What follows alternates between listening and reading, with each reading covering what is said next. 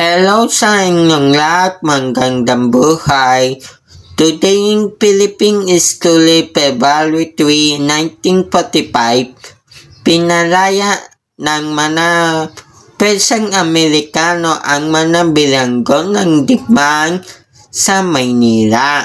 Tara, ipapaliwanag ko sa inyo na yung araw na ito, ano ba talaga ang nangyari noong between 1941 hanggang 1945 sa kasaysayan ng Pilipinas. Noong Pebrero 3, 1945 nagsimula ang magkasaysayang labanan sa Maynila sa mahalagang bahagi ng kampanya para palayain ang Pilipinas mula sa pananakop ng mga Hapones sa ikadalawang digmaang pangdaigdig.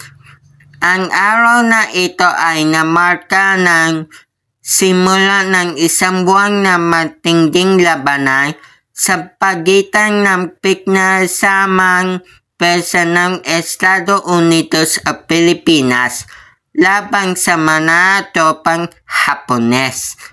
Ang labanan ay nagresulta sa malawak pagkawasak ng lungsod at pagkamatay ng libong-libong sibilyan.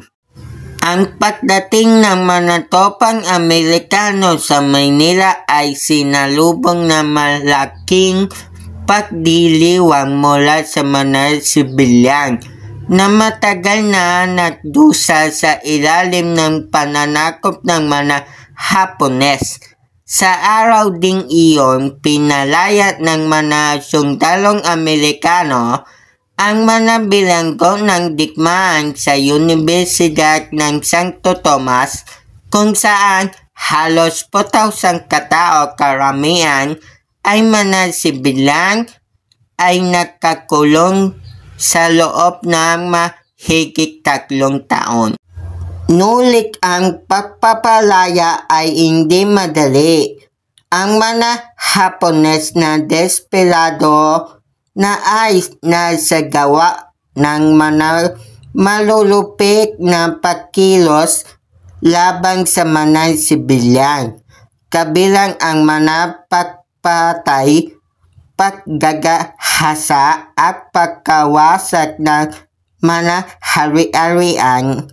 Ang mga labanan ay naganap sa ibang-ibang bahagi ng lungsod na nadulot ng matinding pagkawasak at pagkamatay. Ang mga Hapones ay nasagawa ng certification na nagreresulta sa pag-aresto at pagpatay ng mga pinahihilang gilila at sibilyan.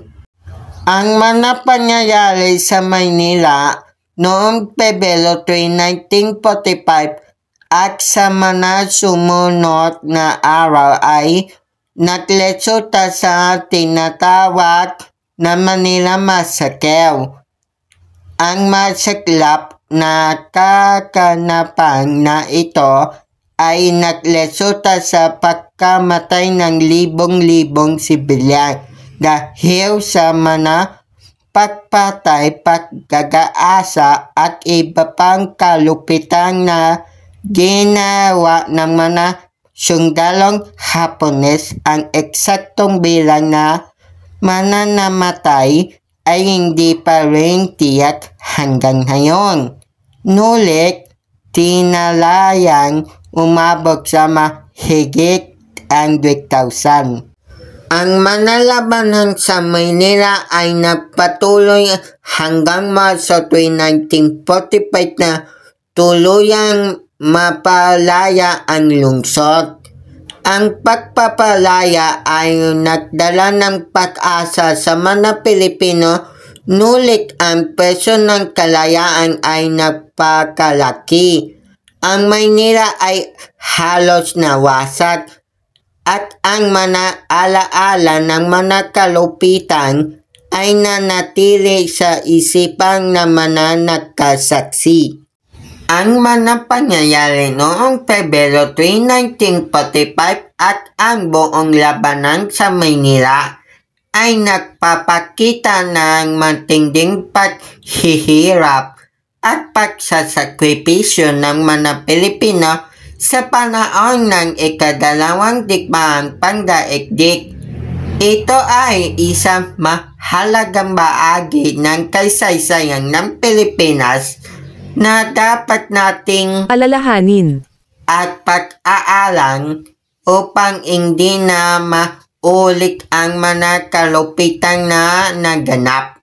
Hanggang dito na lang ang ating video explanation ngayong araw na ito, February 3, 2025. Maraming salamat sa pakikinig.